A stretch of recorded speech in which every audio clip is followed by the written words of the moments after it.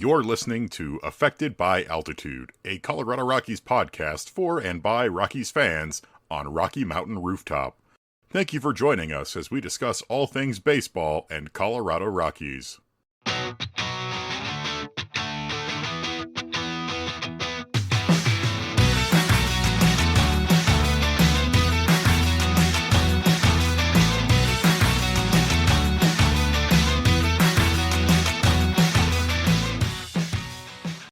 Hello and welcome to another edition of Affected by Altitude, a Colorado Rockies podcast, part of the Rocky Mountain Rooftop Network, a part of the Fans First Sports Network. I'm your host, Skyler Timmons, joined here once again on a late Sunday afternoon when we typically record. It's early evening. It's Evan Lang. Kind of worked out for me, but I blame you entirely. Yes. And Evan, I'll start this off by saying anybody who complains about the ghost runner on second has not called a college softball game in a long while. Because there are two 7-inning games. I ended up calling 14 innings today, Evan. So I called the amount of innings I'm supposed to. Just one of the games was 11 innings. The next one was 5 because of the mercy rule. Was it the same teams playing both games? Yeah. It's a doubleheader. Oh, jeez. Yeah, so you get the thrill of a walk-off victory in game 1, and then the shame of getting trounced 14-0 in game 2. And all at the glacial pace of no pitch clock and no ghost runner. Yeah, the ghost runner, extra innings without a ghost runner is awful. I hate it. I mean, I still don't love the ghost runner, but I've come to understand its merits. Hey, MLB, as long as they use it in regular season, that's fine. And they don't use it during the postseason, which is fine. Like, it's just like with the shootout in hockey. During the playoffs, it's just normal overtime. Yeah, pretty much. I mean, that works for me. I mean, the only other way to really do it is then you can introduce ties if you want. Gross. Everybody loves ties, right? Yeah, looking at you, weirdo soccer fans. You like it when you can play for 4 hours and no one wins? And it's all for nothing. But yeah, fun stuff. But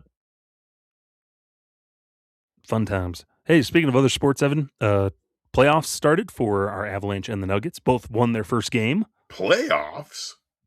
Playoffs. Yeah, the Nuggets game was great. Avs game was pretty much as expected. A close win, lots of defense, good goaltending. Big fan of watching that. And then, honestly, I'm also rooting pretty hard for the Buffalo Sabres, who are going to be playing here pretty shortly, because, man, those fans deserve some joy. I was going to say, and if you can figure out how to watch the Nuggets on any given night, good on you. They were on Prime Video, I think, yesterday. No, they were on TNT yesterday, weren't they? I watched and then them they're on Prime? I watched them on Prime yesterday. Prime. But it's so stupid. The NBA, it used to always be that at the very least you could get the first round on your local broadcast. And now we don't even have that because the NBA has spread itself so much over multiple different broadcasting platforms. So at the very least, I've been happy to be able to listen to, the Avs broadcast crew on TV for this first series against the LA Kings, because I'm sorry, the ESPN national broadcast is just not as good a product as getting your local guys to be able to talk about it. Didn't Peacock also have that where, like, when Peacock does stream games, they'll still have no local broadcasters included with it? It depends, I think. I've seen some of them. Yeah, some of them they'll include some of the local guys, which I always think it's good. Especially when it's playoff time, like, those fans, you want to hear your guys talk you through the playoffs. You've spent the whole regular season with them. They're as much part of the team as, as the guys on the floor or on the ice. You want to listen to them. So it's like when the Rockies were in the playoffs, like, you want to go listen to Jack Corrigan on the radio side of things. Yeah, and honestly, it's the same for the games after the first round in the NHL. I'd much rather listen to the radio broadcast for the audio and just have the TV on mute. Now for ESPN games, it's been a little bit better when Eric Johnson's there because, EJ is a delight, but it's still just let us have the local broadcast crew. Yeah. They deserve it more than any national broadcaster guy. But anyways, that's our little roundup here at the start. We got plenty of Rockies baseball to talk about, Evan. Fun stuff as they finished up a road trip in Houston. That was kind of like, They did get a win, though. That was nice. And then also are facing off the Dodgers at home at Coors Field for the first time this season. Currently in the middle of a 4-game series. They will play one more game on a Monday, kind of a weird wraparound weekend series. Those don't happen. I don't recall those ever happening that often. They're super uncommon and they're super weird. Like, and it's thrown pretty much everybody for a loop. I keep seeing everybody go, all right, series over. They're going, no, we got one more. Yeah, we have to play tomorrow. It's so weird, especially when all the other games are evening games. So 6:40, 6:10. And then yet today we played at 1. And then tomorrow we're back to playing at 6, 7 o'clock again. And it's like, I don't know. It just annoys me. Yeah, it's kind of odd because Monday is when the start of a series, not the end. Yeah, or an off day. Yeah. Anywho's. So that's going on. Rockies will have the Padres coming into town. And then they head back out on the road somewhere. Who are we playing? I can tell you that. We're playing the Mets for a 3-game series, and man, the Mets, come on down and meet the Mets. They are off to a brutal start. Oh, Mets, come on, Mets. At time of recording, they have lost 11 in a row. Their longest losing streak since 2002, where they lost 12 in a row. It's one of their worst starts to start a season in a very long time. Just nothing really seems to be working. And it's one of those ones where now the Rockies are still not that good, but hey, we are pretty clearly not the worst team in baseball right now. Yeah, doing for okay. now, at the very least. Yeah, we'll get all into it with the Rockies doing everything, but hey, you're got 9 wins. That's more than you had at this point last year. So there is some small progress, and we'll get into touch on some of that stuff. But probably the big one we touched on a little bit last week, Evan, of just guys that we're kind of like, oh, we want to see more from. Maybe some guys we're excited about and whatnot. But we never spent too much time on Willi Castro. And this early part of the season, he seems to be kind of one of the bigger disappointments or just surprising that he's not doing as good as maybe we hoped or that we saw in spring training when he had a phenomenal spring training, and that momentum did not carry into the regular season. And now 18 or so games in, it's been a rough start for old Willi Castro in the first year of his 2-year deal with the Rockies. Yeah, it's been odd because we've seen Willi Castro perform well, at least cromulently, as an everyday player back when he was with Minnesota, and he ended up getting traded to the Cubs. And during his Cubs tenure, he was not that good. Like, it would be disingenuous to say otherwise. He struggled while he was with the Cubs. He hit under 200. He just wasn't that good, but figured, that was the outlier. Get him a change of scenery, get him back to getting reps. But it's been a pretty rough start to the season for Willi Castro, especially when it comes to the hitting, especially where he's never been like a huge strikeout guy, but it just feels like almost every at bat he's striking out. It feels like 9 times out of 10, if he's coming up to the plate, he's going to strike out. And he does. He has the second most strikeouts on the team right now, behind Hunter Goodman. And for Hunter Goodman, and we'll talk about him a little bit later, at the very least, Goody's got his power stroke going. But for Castro, there's not a ton of contribution there in terms of his on the plate stuff. Coming in after today's game in 60 at bats, he's hitting 217, 277, 333 with 4 doubles and a home run. He's got 8 ribbies. He's walked 4 times and struck out 25 times. And a pretty good base runner. He's got 2 stolen bases out of 3 attempts, but you don't really get that many attempts when you're not on base that often. And right now he's got that 277 on base percentage. And it just seems like a lot of his at-bats are really short too, where he's coming Yeah. up and just swing, swing, swing, sit down. Right now, Mhm. he's got one of the worst strikeout rates in the league. He's got one of the worst whiff rates in the league. He's definitely up there in terms of chase rate. He's got one of the worst rates of squaring up the ball in the league. And it's been ugly in terms of sort of what we were expecting from him.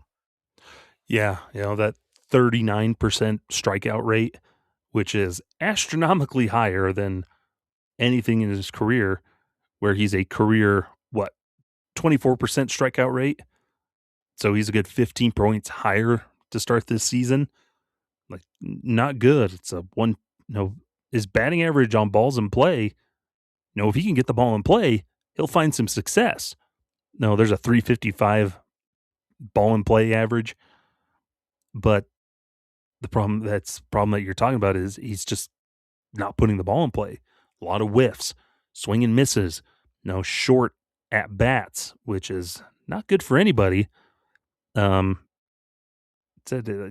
Rockies in general aren't that good at seeing many pitches, but it's even worse when you got your guy in Castro not getting things done in that avenue.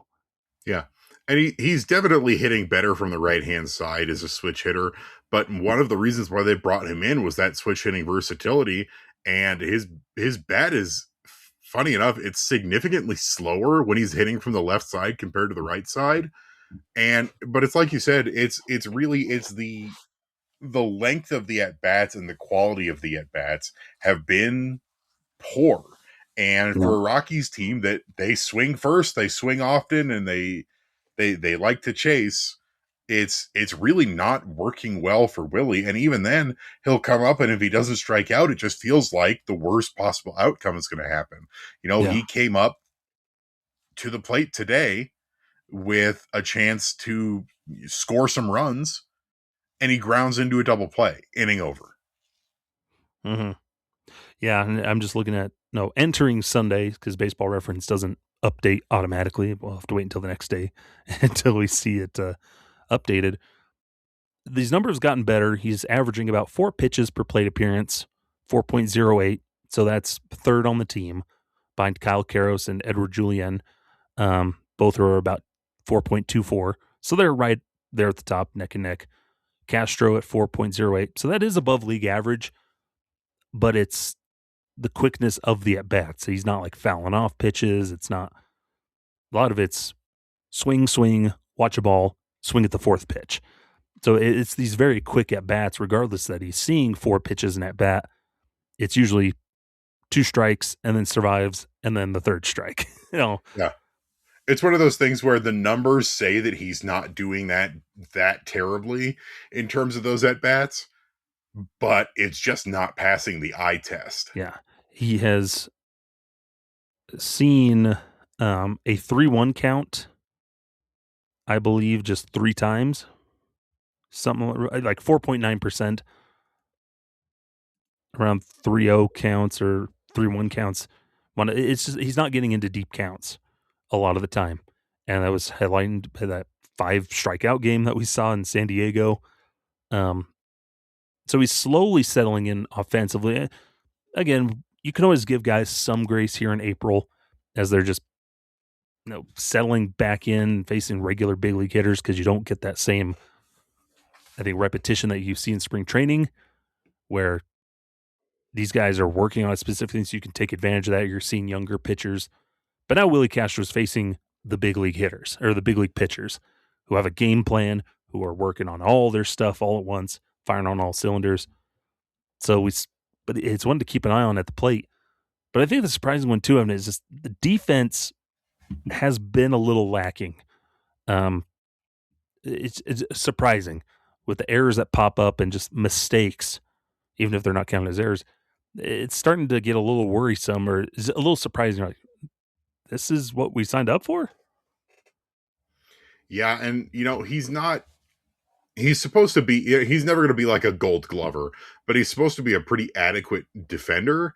But just as the numbers say that he's doing fine, like coming in today's game, 0 defensive runs saved at second base, whatever, 1 DRS at shortstop. But at the same time, it's just another one of those things where it's not passing the eye test.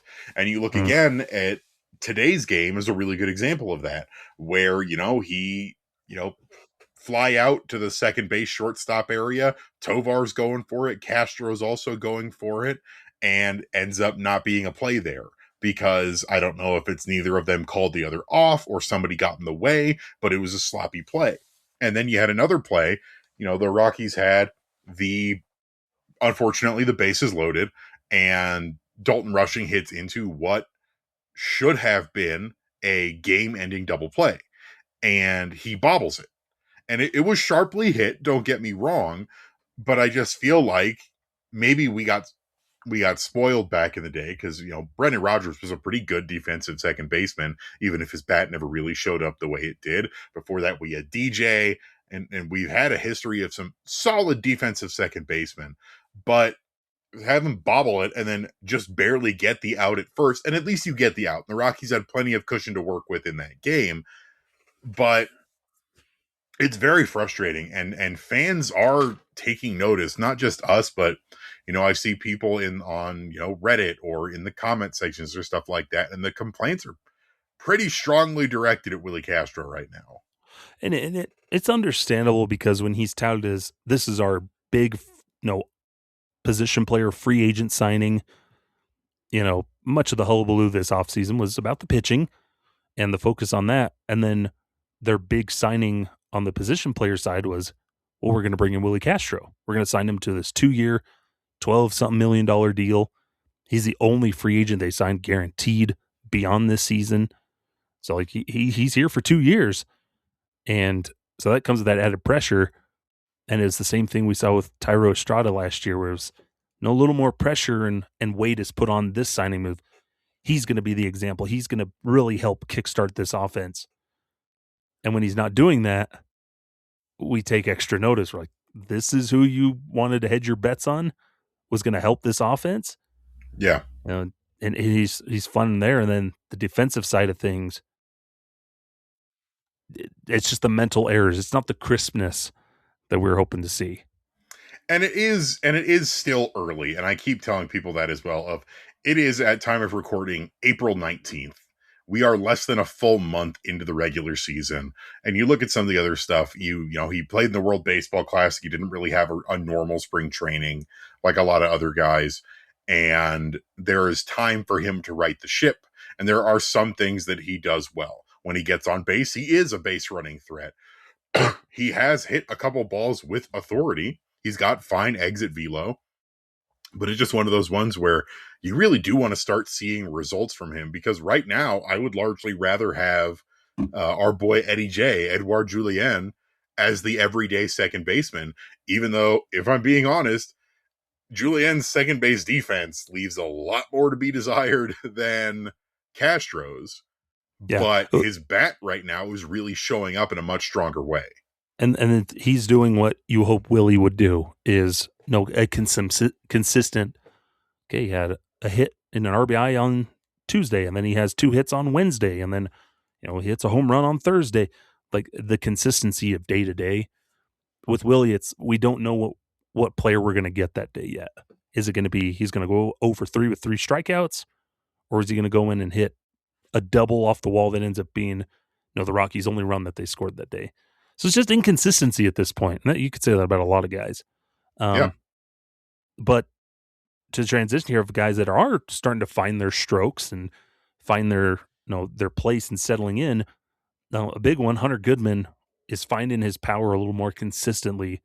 Was kind of struggling a little bit in those first couple weeks of the season, but now is starting to settle in and continues to just hit bombs on the road, but had a really good Houston series. Yeah. Goody has 5 home runs on the year. 4 of those are on the road, which, he did that last year as well, where he hit for power on the road. And so far, the biggest thing for me this year is he is striking out a lot more. Like, his strikeout rate is higher, and he currently leads the team in strikeouts. And he's not really hitting for average as much as he was last year. Last year was part of what made it a really special campaign for him, was he was hitting for average. And right now that's not happening, but it's also still early enough. And he's also still hitting 250 something. Like, that's totally fine considering that he's getting runs driven in, he's getting the home runs off. He's doing what needs to be done. He leads the team in slugging for no, he doesn't. Apologies. He's got the second highest slugging right now. Nope, I'm wrong on that as well. I keep looking at it and I keep going, that's got to be the highest. No, it's he the is second somewhere highest. in the tops in slugging. He's number 3. Number 1 is Mickey Moniak, and number 2 is Troy Johnston, both of whom have had really fabulous starts to the season as well. But for Goodman, that's good company to be in, is you have these guys who are putting the bat to the ball, and when they do, it's with authority. Yeah.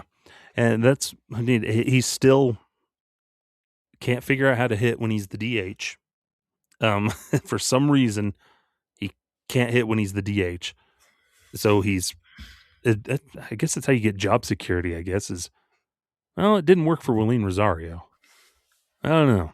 Yeah, but Willi Rosario was also one of the worst defensive catchers I've ever seen versus Goodman. Goodman is never going to win a Gold Glove for his duties behind the plate, but he is fine. He is totally fine. You can call him good enough to be a daily starting catcher in this league. Versus, you can call him good, man. Versus Willi Rosario. I loved the baby bull, but man, he could not field anywhere. He was one of the worst defenders I've ever seen play for this team. But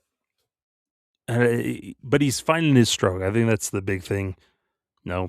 Finding success early in counts and trying to do damage early and attack pitchers, and I think it's working on the road. Absolutely has demolished Houston pitching already in the 2 series that we played against them. Had a really good series against the Astros. So he's finding it. It's just, I think, maybe settling back in and making the adjustment to how the league has adjusted to him. That's the spot where he's at right now. Is he figured out the league last year? The league's figuring him back out, and so he's got to try and swing it back to somewhere in the middle, the most. And that's where he's settling at. Edging towards that middle part of figuring things out consistently. Because in a sense, you could kind of consider this his sophomore season. In a sense, with last year being kind of his his major first full season of duty instead of in a part-time role. And so you can think it's kind of his second year on the job. I think that's a reasonable way to address it. This is his second full year as basically a daily starter in some capacity. And there was always concern. We had the concern coming into the season that, we've had guys have these breakout seasons before, and then they can't follow it up or have success afterwards, like poor Nolan Jones, or the league adjusts to him. Because that's the thing. People are going to get tape on you. And I think that's what we're seeing with TJ Rumfield right now, is he's slowed down a lot since the first 2 weeks of the season. And I think a lot of that is because, now we have tape on this kid. And it's the same for Goody, but in a much larger scale of, they've got tape on you. They know how to adjust. They know how to pitch to you. Now it's your job to turn that back around and make them do it again. Yeah. And that's a good little segue here as we close out this segment. I won't spend too much time, but it's on Brenton Doyle is kind of the same way, where he's slowly starting to find his rhythm. They've moved him pretty much to the bottom of the order, but he's doing the small things, making little adjustments. Started to see it in San Diego, and he's just continued to do his thing where getting some slap hits here and there, getting on base. But we're seeing Doyle kind of taking that approach where he's starting to figure things back out again. It's off to a slow start, of course, but getting back to where he was, how he finished last season, and trying to get back to where he was. And we're starting to see that just a little bit, where he's getting on base more. He can then use his speed, start doing things like trying not to do so much.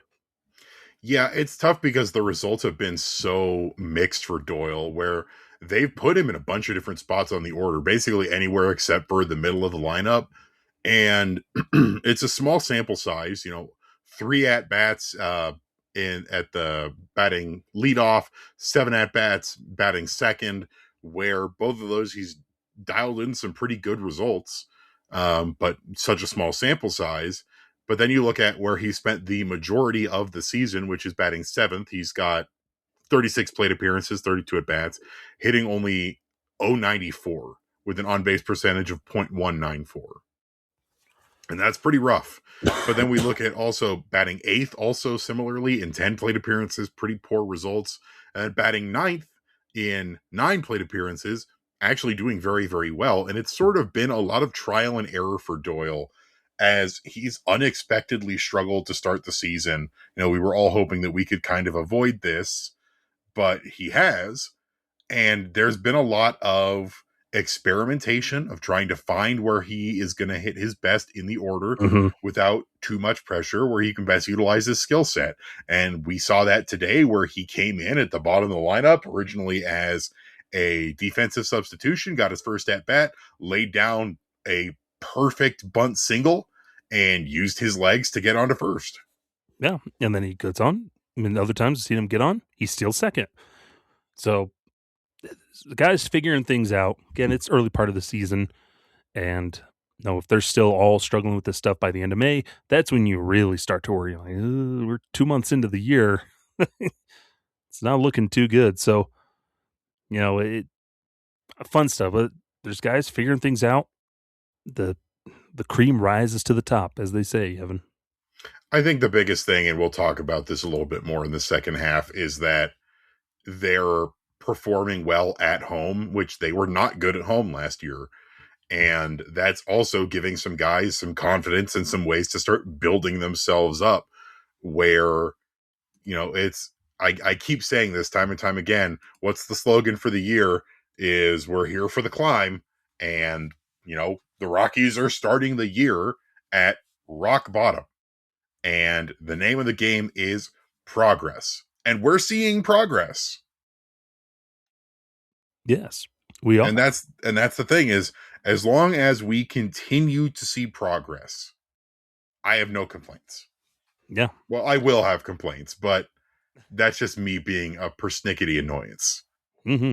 Speaking of progress, let's take a break here, and so we can progress this episode and not go super overtime and have recording problems like happens in the past. So don't go anywhere. We'll be right back here on Affected by Altitude. Welcome back here to Affected by Altitude, Skyler and Evan. Like we alluded to, the offense, I guess in the way the Rockies are getting back to a status quo of the climb, whereas last year they were horrible at home and on the road. This year thus far, it's more so horrible on the road, but competitive in a way still, and then fun to watch at home. So they're at least getting back to a status quo in their climb there, Evan. It's back to classic Rockies baseball, where struggle on the road, offense not doing anything. And then you have some fun offensive games at home, get some victories. Most of their victories have come at home. So they've at least got back to a status quo in that area. Yeah, we'll see how long that lasts, but right now they're above 500 at home. They're getting their runs. They're doing what they need to do. It's where the bulk of their wins have come. And on the road, then we see them go out on the road and get that classic Coors Field hangover. But it's still been less bad, I feel like, than last year on the road. And I think a big part of that is the pitching, where the Rockies were just overall bad, both pitching and hitting last year, at home and on the road. And the fact that the pitching has been really solid on the road means that a lot of the games are close, and the offense hasn't been good, but they're doing some stuff right.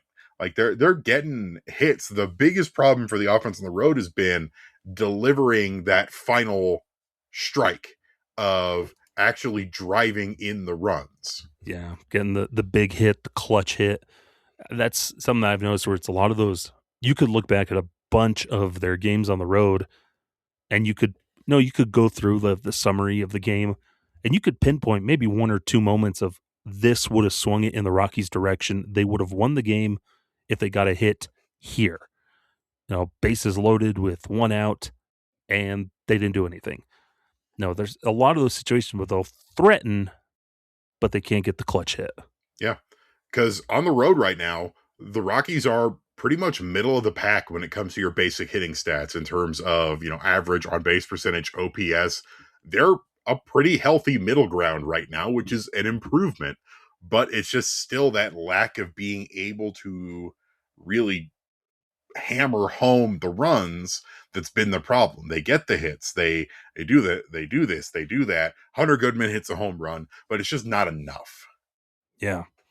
And we mentioned Willi Castro before. A 108 mile per hour double off the center field wall. Houston, that drive in the only run for the Rockies in that game. So they're missing. They're not quite putting it all together. You're threatening, you're doing these things, but you're not getting it all together. And I think one of the big things that really is hindering some of that on the road is the strikeouts, where strikeouts continue to more often than not become reign supreme on the road a lot. We've seen them in Houston. What was it? They had a game where they struck out 15 times. A ton of strikeouts. Like, it just kills momentum. They currently have the second most strikeouts in the league on the road with 138. I'm pulling up right now how that looks at home, because they've had a couple games during this series against the Dodgers. Today they struck out 5 times. That's fantastic. Like, that's exactly what you want to see. But then you look at them on the road and it's swing, baby, swing. All right, the Colorado Rockies at home have only struck out 78 times. That's top 10 in the league. Wow. There you go. It's actually significantly better than I thought it would be. And I think it's part of it's too is I feel like the Rockies, and this is a good segue into our next thing that we're going to talk about in this segment, but I'm not sure they've figured out, because if you're the Rockies, you basically have to have two different hitting philosophies. If you're Brett Pill, Rockies, you essentially have to work on two ideas. It's probably a lot harder to implement than me saying it, where you have to have one approach that will work at home at Coors Field. So that's being aggressive, attacking hitters, because Coors Field awards contact. It behooves you. Pitches aren't going to move as much. You got to make contact, get hits, attack aggressive early on, and it works out. But then on the road, pitches move differently, and ballparks are not as friendly. A lot of hitter-friendly ballparks, more neutral environments. Your aggressive swinging, like you're saying, swing, baby, swing early on, and often it's going to be a little bit more detrimental, I think, on the road as opposed to doing it at home. Yeah, especially when you've got to remember that the primary difference when you're in the batter's box at Coors Field versus on the road is the inverse of what pitchers face when having to make adjustments. So pitchers at Coors Field have to deal with the fact that their pitches don't move, and that makes it more dangerous for them.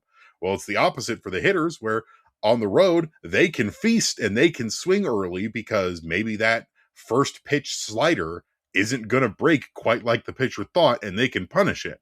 Versus on the road, that slider is going to break in full. That curveball is going to break in full. And it's still been a big part of the Rockies' issues is that pitch recognition and plate discipline. You've really got to dial that up when you're on the road so that you can watch for how these pitches are going to move and how they're going to break and how best to attack and strategize.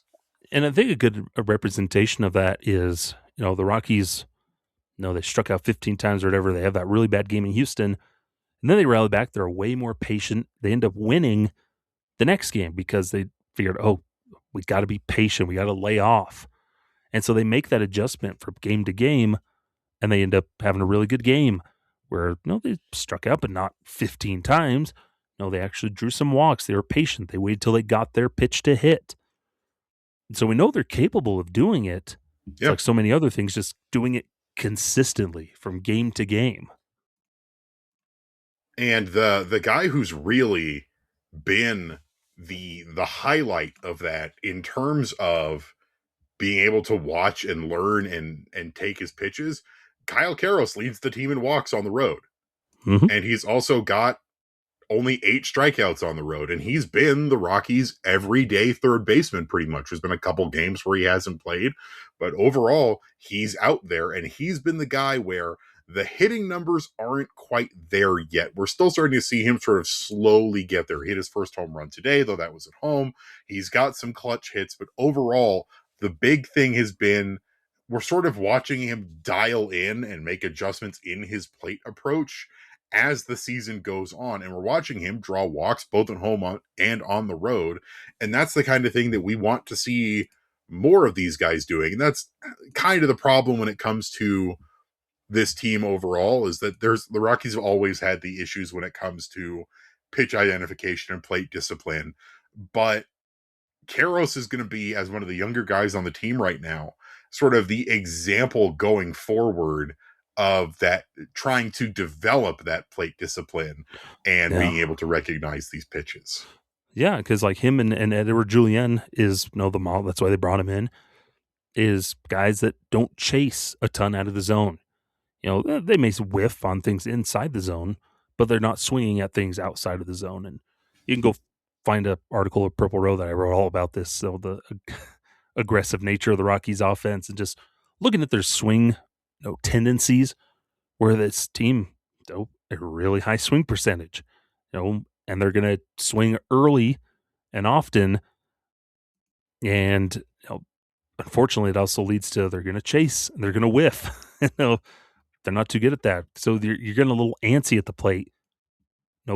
It's kind of the Tovars versus the Karroses and Juliennes, where those represent the two spectrums of Tovar is going to chase. He's going to swing at that slider down and away. Karros isn't going to swing at that slider down and away, but he's going to try to do his damage in the zone, but he's just trying to make contact. So it's a lot of interesting. Just you look at the numbers of the Rockies, you just see that spectrum of. Bottom line is this team's going to try and swing. They're swinging at the first pitch. 9 times out of 10, it feels like a lot of the time. Yeah, I think the official number is somewhere between 60 and 70%. They're swinging 7 at the times first out of pitch. 10. But that's suspicious. That's fishy. But at the same time, it's like we said now, it's the Rockies are that sort of tale of two teams at home and on the road. And they've also had to do, looking at different pitching approaches on the road. And now you do different hitting approaches on the road.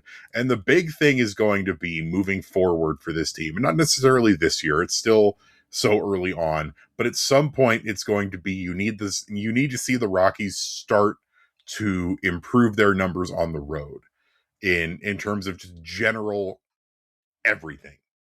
And even every little bit helps on there. But when you've got such a gulf between home and on the road, like the Rockies have historically had, that makes it harder. And at the very least, like you said, we're getting back to sort of the status quo of the Rockies. At the very least, they're playing well at home, which they were terrible at home last year. But now the next thing we want to see is, all right, maintain being good at home and start making your improvements on the road. Yeah. Yeah, it's the biggest thing of it all, because a solid, sound approach, an aggressive approach, and I think I wrote about that in Mark, it can be a good thing. Like swinging at the first pitch, that's typically going to be the best pitch, but you got to have the discipline to lay off when that first pitch isn't good. And I think that's something the Rockies with some of those guys are working on, like making good contact. You don't have to swing at the first pitch just for the sake of swinging at it. But we're seeing that small progress for some guys here and there. But Here are some of the numbers in terms of just general plate approach. And I know you've discussed this in your article as well as some other stuff, but as a team, the Rockies lead the league in first pitch swing rate at 38.4%. They also lead the league in chase They also lead the league, or are second in the league in general swing rate, but they are surprisingly not the league leader in overall whiff rate.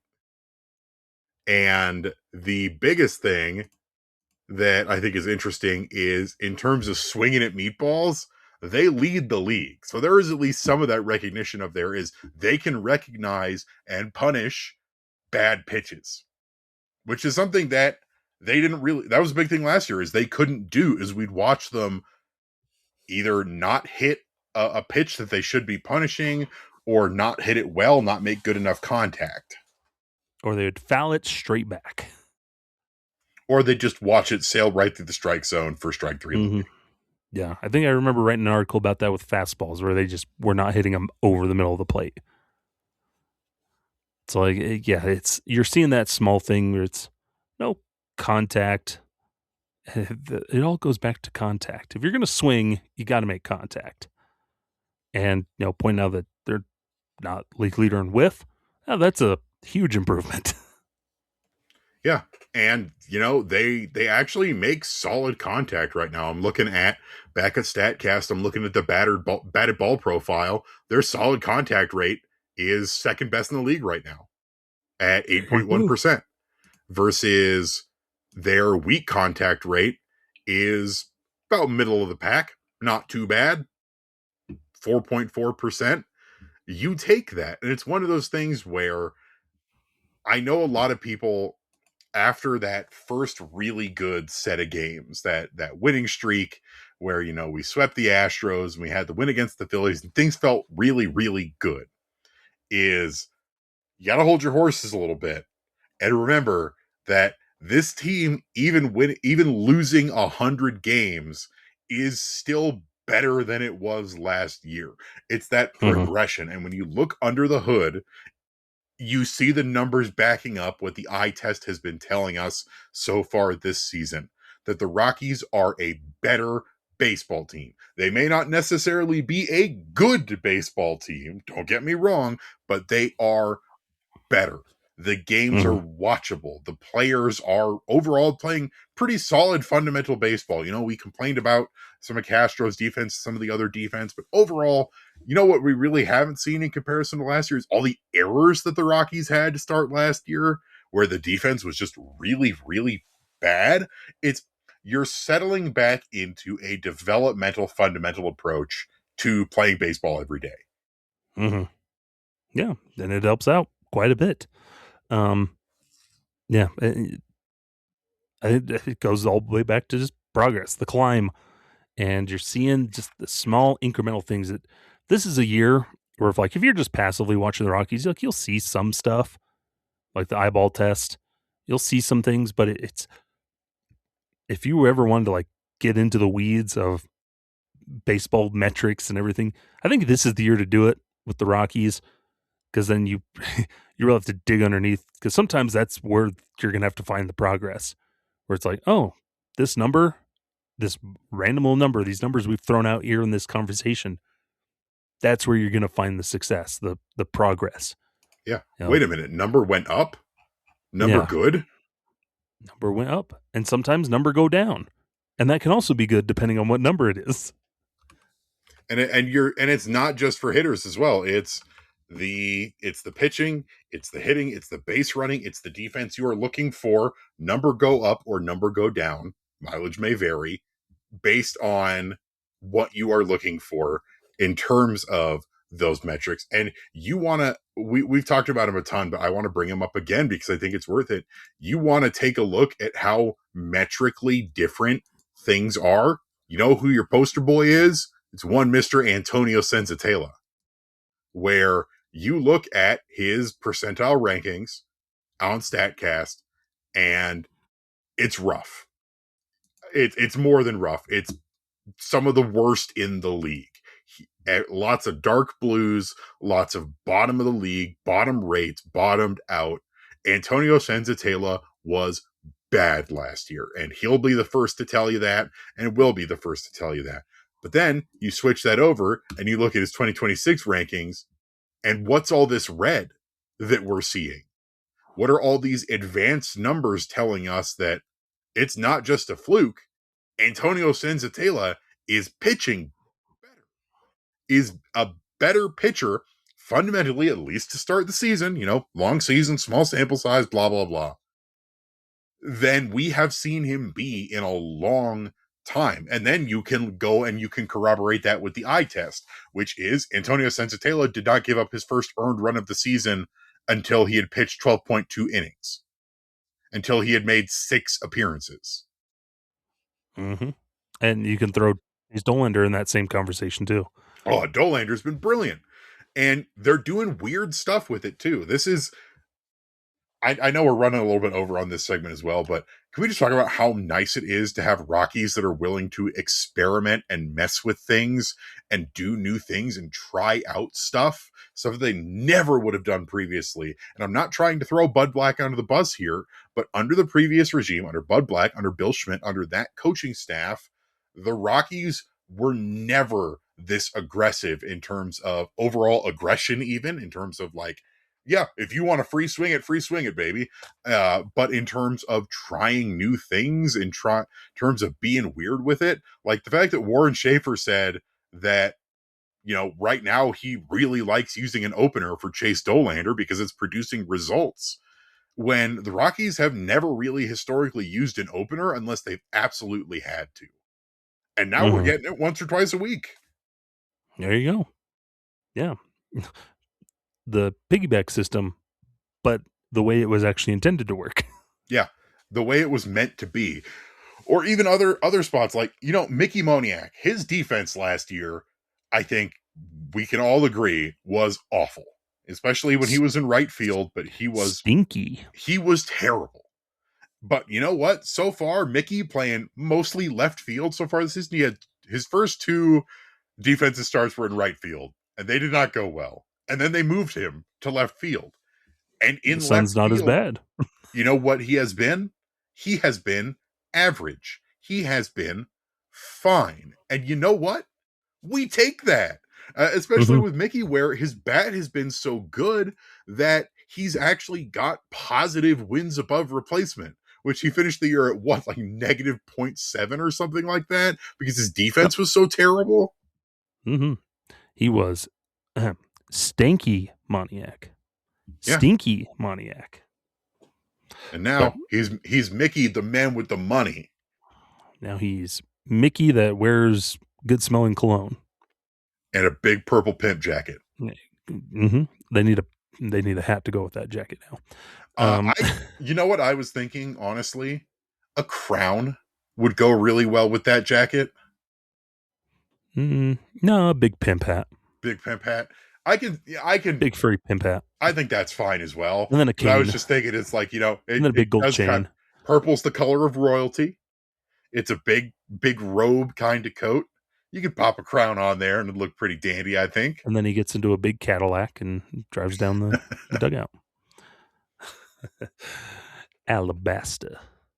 But we'll take a quick break here. We'll come back. We're going to talk about some fighting words from a rookie catcher and also talk about some prospects. We'll come back here on Affected by Altitude. Welcome back to Affected by Altitude. I almost broke into song there, Evan.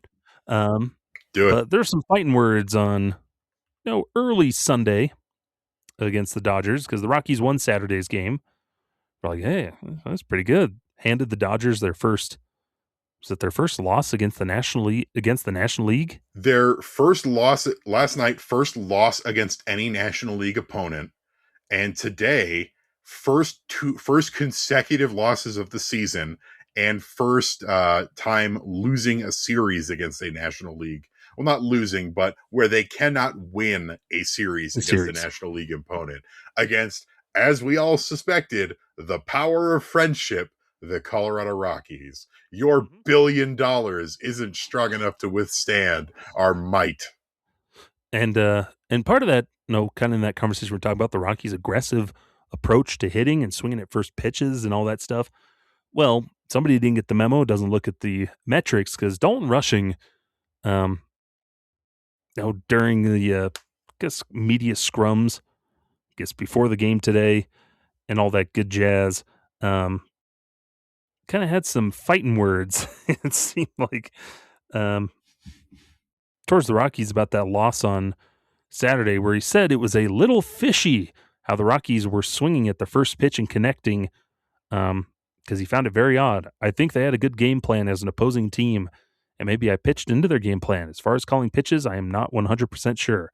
I just think it's odd some of those hitters that do what they do, they go up there and they were only on the first pitch that was thrown, so it's a little fishy. First of all, for the second year backup catcher to be throwing the shade like that of, oh, the hitters that do what they do are all of a sudden getting hits. It's like, look, we know the Rockies are bad, but this is still a big league ball club.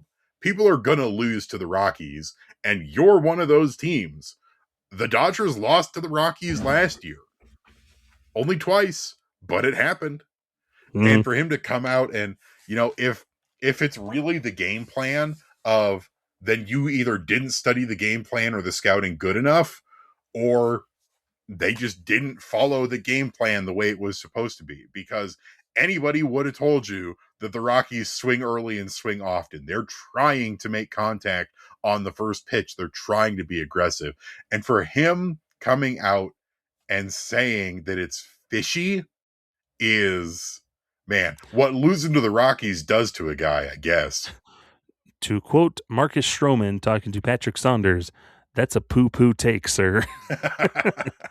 But yeah, Codify Baseball on Twitter, quote tweeted that and said, the Rockies swung at 12 first pitches Friday and 12 more on Saturday. They averaged 14.4 first pitch swings per game in the 19 games before that. So, the Rockies were attacking the reliever. It comes in, Emmett Sheehan as well. They're attacking him. They're going to attack the breaking balls that are breaking over the middle of the plate, and the Rockies are doing damage on them. There's nothing to complain. And good on Dave Roberts to kind of put the kibosh on that. I think it was just we made bad pitches. Yeah. And you didn't execute. Rockies hit them. That's what happens. You do it to the Rockies all the time. Sometimes you just got to own up to the fact that, hey, we didn't execute today and we got punished for it. And you hear, and that I don't love Dave Roberts, but I always appreciate that he is generally willing to go with the accountability mindset, because that's the same kind of mindset the Rockies have. If the Rockies have a bad game, a great example is Michael Lorenzen. When Michael Lorenzen has a bad game, they go and talk to him and he goes, yeah, I didn't execute. Here's what I did wrong. Here's what I want to work on. And it's the same thing that you'd expect of the opposing team, let alone the world champion Los Angeles Dodgers. Yeah. And someone commented, somebody's like, they're not used to the Rockies actually having a game plan against the opposing team. That is true. That's definitely true, where I can't think of how many times you and I had this discussion of, you can't just say, oh, they had good pitchers. This is Major League Baseball. Everybody's got good pitchers. You've got to have a game plan for it. But it was especially funny to me because you compare it to today's game. Yesterday, they barely squeaked by with a 4-3 win. And it was close and it was hard fought. And the Rockies really didn't execute a lot of ways on that game plan of being aggressive and swinging early. They let the Dodgers get out of some situations, and they could have potentially wasted some very good pitching performances yesterday. And then you compare that to today, where it's the Michael Jordan, and I took that personally. The Rockies come out and score 9 runs on 15 hits and only strike out 5 times. And they were still free swinging. And a big inning against Edwin Diaz. Yeah. 2 of their top relievers, as they say, in Blake Treinen and Edwin Diaz, who they brought in on a hefty contract away from the Mets this year. And both of those pitchers face 4 batters, fail to record an out, and get yanked while giving up 3 runs for the Rockies. And I think that's the good bit for the Rockies too is, they're doing some fishing celebrations after they're getting hits and whatnot. They're reeling it in. That's Troy Johnston. How much we love this guy already. He's become the man who just can't help but love playing baseball. He's having more fun than anybody in that stadium. A golden retriever of a man. He's always smiling. He always seems to be having a great time. They interview him after the games all the time, and he's got nothing but joy in his heart. He's a delight. I love this guy. Yeah. How did the Marlins let this guy go? I don't know.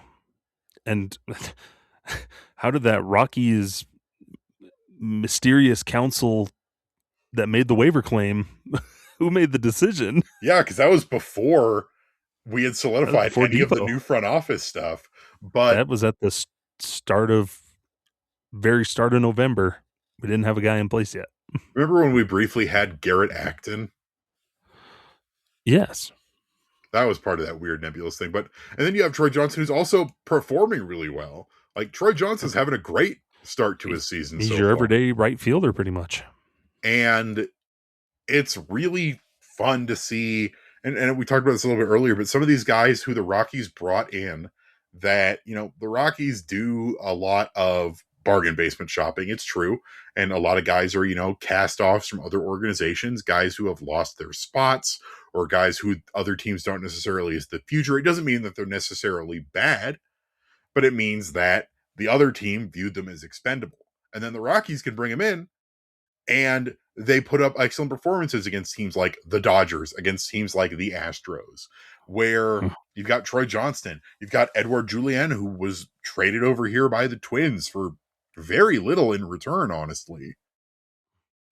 Yeah, I just love seeing these teams too. It's just the Rockies breaking the brains of some of these teams. Like, what do you mean we lost the Rockies? Jays? Yeah, the Blue Jays, they were broken for a bit. The Phillies, I think it kind of broke their brain a little bit. Houston, who were the best offense, and then just get stifled by Rockies pitching at Coors Field. Honestly, at home too, in that series for the most part. So it's just fun. The Rockies just doing this stuff to inspire dumb comments like this from backup catcher. They broke his brain. And what I really like is, after things like this happen, you go online and you look through the Reddit threads or you look through whatever, and you've got basically everybody from every other team that's not the team we just broke their brains going, people have the Rockies' backs this year because the Rockies have kind of that lovable loser mentality so far this season of they're actually playing better. It's not rough to watch. Like, it's actually enjoyable baseball, and people want the Rockies to find some modicum of success. The amount of comments you see that's like the power of friendship or, Rocktober is inevitable or something like that. It's nice to have a bad baseball team, but have the season actually be fun, have it be more fun to interact with other fans of other teams online or at games. I take that victory, and I take these 2 victories over the Los Angeles Dodgers, fishy or no, because last year, as you pointed out, Skyler, we didn't win a game against the Dodgers until August. In a season series 2-11 against the Dodgers last year, and now 3 games against the Dodgers, won 2 of them. Have a chance to actually win the series tomorrow. Haven't won a consecutive 2 or more games against the Dodgers in a row since October 2022, and then in June of that season as well was the last time you won a series. That was the series where Ezekiel Tovar made his big league debut, I think.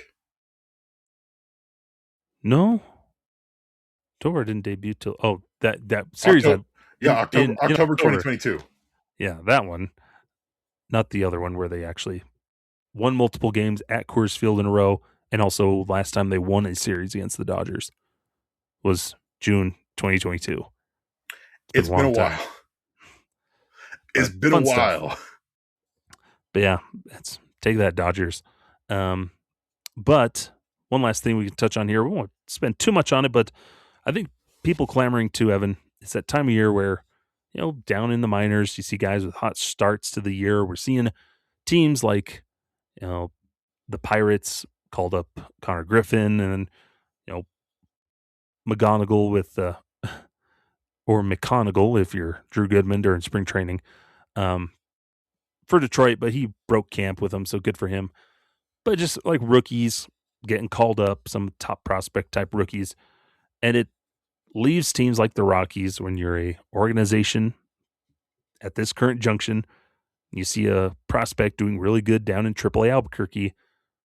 You have a tendency to start clamoring for get him up here, call him up, and that kind of seems to be the case with Charlie Condon at the moment, where Charlie's off to a good start to the year down in Albuquerque, and it's making people go, why is he in there? Call him up right now. Yeah, and we see the same thing in spring training as well. A minor leaguer will have a really good spring training and will go, well, he's got to start the year on the team. And here's the thing. We've been down this road before. Last year it was Zach Veen and it was Chase Dolander of they should have broken camp with the team. And then they got called up early and things did not go well. Or all the other call-ups we had. Like, you remember how many call-ups the Rockies had last year? And I would say pretty straightforwardly that almost none of them were actually ready to be called up. There was a lot of desperation moves in terms of depth issues, in terms of trying to staunch the bleeding with how bad the losing was. None of those guys were Kyle Caros, we adore, probably wasn't ready to come up.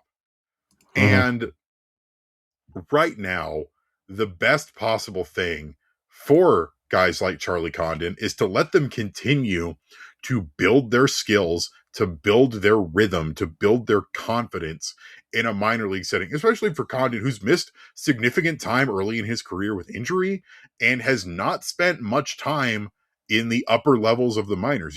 He started last season in High A Spokane. He has barely spent time in Double-A or above. And he is off to a really, really good start in Triple-A. He's hitting 322. He's got 4 homers. He's got 12 ribbies. OPS is 1.011. That's great.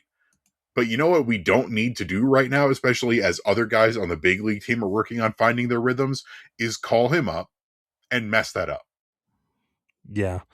And it, like you're saying, look at what happened with Jordan Beck. Hot start, hot streak in 2024. In Albuquerque, gets called up and doesn't really do anything. Immediately just falls flat immediately. And the Rockies, I know at this point, you want him to come up when it's going to be most beneficial. And right now, we don't really need him on the big league roster. It would be great to have him. And, I'm always rooting for a guy to really dominate his way through. But we don't need to call him up just because he's on a hot streak down in Albuquerque. Yeah. And it's the same for guys like Cole Carrick. They are doing really well. And would I love to see them on the team right now? Absolutely. And do I think that we will see them this year on the big league roster? Yes, I think we see both of them. But right now, there's not really a need to make that move. Yeah. You can let them continue to build their skills and build their confidence, because a big thing that I was talking about this with some of the folks down in Triple-A the other day, and I've been talking about this with some other people, is we actually feel like we've got a lot of organizational, like everybody's connected, everybody's on the same page throughout the organization, for better or for worse. We're seeing aggressive plate approaches. We're seeing small ball and bunts and stolen bases and stuff like that. We're seeing the same stuff that the Rockies are trying to deliver on in the big leagues. And it's part of this big reset that we are doing across our entire organization. And the biggest thing is knowing that everybody's going to be on board. Paul DePodesta, the president of baseball operations, was down in Albuquerque last week, meeting the players and talking about this stuff, did a media scrum for the local press. That's, I feel like, pretty unheard of in comparison to what we've been dealing with the last few years with this organization. And right now, I think the best thing for everybody is to just let it play, let it ride. Yeah. And I think at that point, what is it that you called it is natural progression? Is don't just pull the trigger quickly and pull them up. Let their progression happen naturally to the point where they get up to the big leagues. Yeah. And like at this point, you're letting TJ Rumfield run his course at the big league level and let him figure things out. And you got Julian, you got Johnston. They can hold down the fort of the big league roster, which affords you the time. That was the big thing with everything. The problem of last year, they were calling up guys out of desperation. Dollander was called up out of desperation. Veen was called up out of desperation, trying to find a spark here or there. And oh, he's doing good. Let's hope he can do that now at the big league level. And then it's just falling flat. But now there's a system in place where you can let guys progress and develop and let them tell you, okay, I'm ready. And it's calling the guys up when you want to. I know it's hard to be patient to wait for, you want to see your top prospects. Knowing at some point, hopefully Condon, maybe within the next month, he could give the Rockies no doubt in their mind that he's ready. But us as fans, we can be patient too. Because like you mentioned, we've been down this road before. I'm not going to get burned again. I don't want to get burned again of, why isn't this guy on the team? And then he's up for 2 weeks and he's awful. And then saying, what a worthless player. Yeah. This guy's a bum. I who can't wants believe to do we that called again? this guy up. Yeah, get this guy out of here. Like, we don't need to do that again.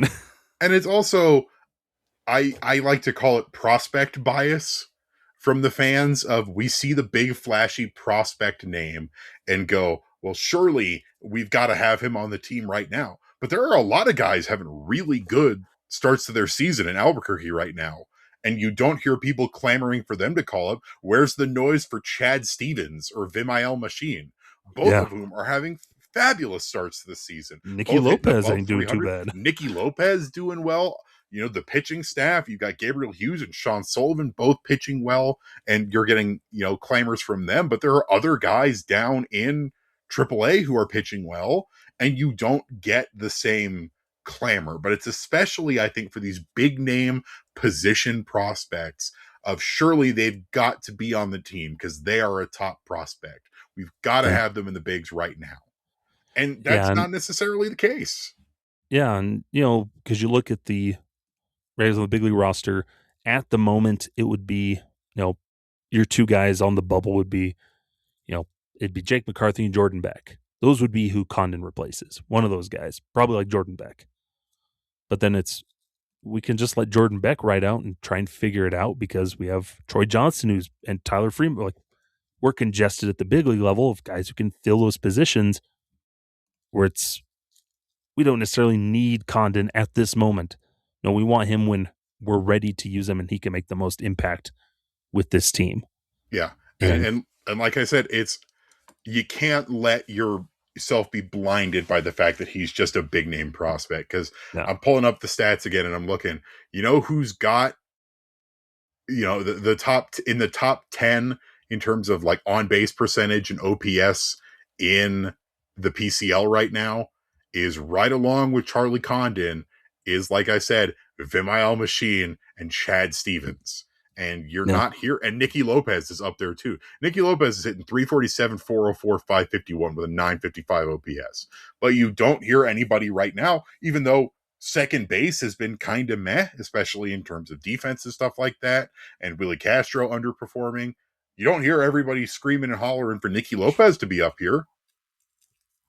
Or Vimael Machine, who can play second and short and third. Or Chad Stevens, who can play second, short, and third. Yeah. And none of those guys are even that old. They're all in their like mid to early late 20s. Like Vimael Machine's 27? Stevens is 27. But you never get the same clamor. And it's because your brain makes you think that guy is the big name that I recognize. So he needs to be here instead of there. Yeah. And it's the gulf between Triple-A and the big leagues is huge. Look at what Connor Griffin with the Pirates, what he was doing in his little stint in Triple-A and then what he's doing now at the big league level. Like, it's a huge gulf. And he's 19 years old. Condon's older than him, but even then, like, it's a big jump. Like, it takes a very, very special generational talent to make a seamless transition, and everybody struggles. Yeah. And so is he better served doing those things in the big league level? Maybe. but it's also good for him to just get that development time down in the minors to continue to work on his outfield defense, first base defense, and just settle in to prepare to face big league hitting. Because not everybody needs to learn on the job. Like, point of AAA is to get guys prepared to face the big league level, and that's not what the Rockies have had in the past. And so Condon's getting that right now. And, and sometimes you have a unique situation where a guy has an opportunity to get in those learning reps and those developmental reps at the big league level. And for this year, that's, a guy like Chase Dolander, who right now the Rockies have the ability, it's a very unique circumstance, to use an opener or to piggyback him in bulk relief. That is a thing that the Rockies really haven't historically done. And it's not really a thing that you can really do in terms of position players. Like, you can't just call up a guy and go, okay, Willi's going to start at second for the first 2 at-bats of the game, and the next 2 are going to go to this guy. This is not something that teams really do. Hey, Elias Montero, you need to learn how to ride the bus. And look where I got him now, playing in Japan. Doing okay in Japan, though. He got a contract extension with the Carp, I think. It's because he learned how to ride the bus. But Japan does have a very extensive public transportation system. But yeah, I think our big thing is be patient. Yeah. Enjoy watching him down in Albuquerque, and he'll come. His time will come. Just got to be patient. Yeah, I am actually legitimately enjoying the fact that right now the Rockies don't really have the pressure to just call up. There's not a need for it. Yeah. We're relatively healthy. People are playing decently. The games are close and competitive. Our depth isn't being tested right now. And that's great. And it allows people to continue to get that development where they need it. Because, going back to the gulf between AAA and big league baseball is, once you get out of A-level ball, those jumps between competition are enormous. The jump from high A to double A is huge. The jump from double A to triple A is bigger, and the jump from triple A to MLB is the biggest. And there is a reason why there's only 20-something thousand players to ever play Major League Baseball. And not all of them, in fact, you could say very few of them, have very long, very successful careers. How many guys have appeared just in one game, one plate appearance, 1/3 of an inning, a third of an inning? Like, because you get there doesn't mean you're going to last. Yeah. This guy was here for a week back in 2008. And that is still amazing. That is still reaching the mountaintop. But at the same time, there's a reason why, heck, it's the difference between your Hall of Famers and your regular big league players. Yeah. Fun stuff. But I think the bottom line, be patient. Condon's time will come. For better or for worse. It'll come eventually. And we'll all rejoice when it does. I all but guarantee that you will see him in Colorado this year. I think that's pretty much a foregone conclusion. I think there's a couple prospects that are like that, especially, after the trade deadline. If the Rockies make a bunch of moves, this is another year where we're potentially looking at a very different second half team. Yeah. We'll see what happens, but that'll do it here for this edition of Affected by Altitude. Appreciate you tuning in along with us. As always, my episodes run long, but it's okay. We had to talk about the Nougats and the Avalanche. But, Evan, where can the folks find you? You can find me over on Blue Sky at evanlang27.bsky.social. Love to hear from you. Also, catch me over on purplerow.com doing the occasional writing, things like This Week in Purple, game threads, stuff like that. Remember that you can find Rocky Mountain Rooftop on all of your favorite podcasting platforms of choice. If it's got podcasts, we are probably on it. That includes things like Apple Podcasts, Spotify, iHeartRadio. And catch us on our social media feeds, as well as youtube.com, where you can catch the video version of the show. All the handles over there are going to be at Rocky Mountain Rooftop. That's at ROCKYMTN Rooftop. Find me over on Twitter at Skyler Timmons, or on Blue Sky, Timmons13.bsky.social. and doing Wednesday rock piles and the game day thingies that day too, and all that fun stuff. But that'll do it here. Until next time, I'm Skyler, that's Evan. This has been Affected by Altitude. Hit 'em with it. Farewell. Bye-bye. Good luck. This has been Affected by Altitude, a Colorado Rockies podcast with Rocky Mountain Rooftop, a proud affiliate of the Fans First Sports Network. Catch new episodes every Monday on wherever you get your favorite podcasts. Be sure to follow us on YouTube as well for video versions of the show.